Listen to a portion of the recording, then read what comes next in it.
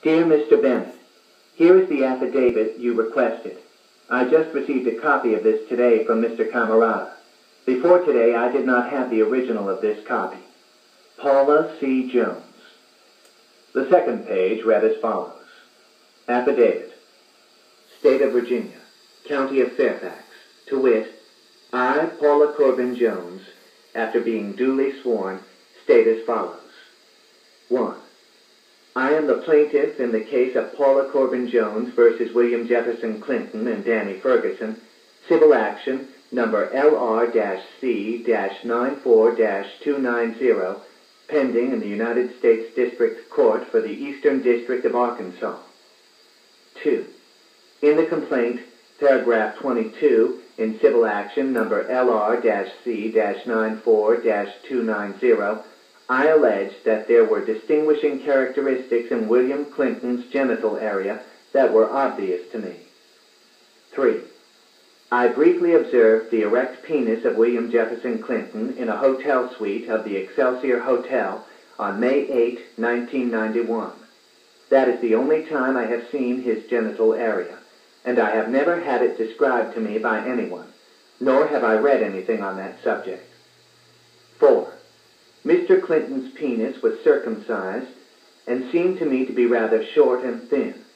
I would describe its appearance as seeming to be 5 to 5½ inches or less in length, and having a circumference of the approximate size of a quarter, or perhaps very slightly larger. 5. The shaft of the penis was bent or crooked from Mr. Clinton's right to left, or from an observer's left to right, if the observer is facing Mr. Clinton.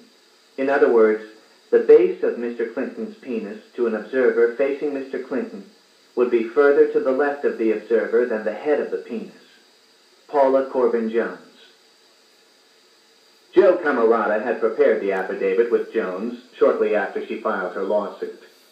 Robert C. Lockhart, Jr., a notary public in Camarada's law office in Northern Virginia, had recorded that the affidavit was signed on May 26, 1994. Perhaps noting the magnitude of the historical moment, the notary had written in the time as well. 10:15 a.m. Eastern Daylight Time. Clinton's lawyers read the document with amusement, how could one not, but also with relief.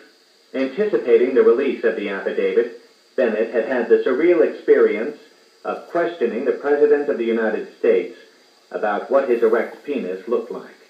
Counsel had been assured that there was nothing out of the ordinary, and this information had been corroborated by Clinton's urologist, Dr. Kevin O'Connell of Bethesda Naval Hospital. But if Jones had made some truly exotic claim, like a distinctive birthmark, it might have led to a great deal of embarrassing litigation on this unseemly topic. The information in the affidavit did not suggest anything terribly out of the ordinary, and Bennett thought that the judge, and even Jones's new lawyers, would finally leave this doleful subject alone. But Bob Bennett was wrong about his new adversaries. Don Campbell and company did not wish to let go of the subject of Bill Clinton's penis, and that foretold a great deal about the future course of the Paula Jones case.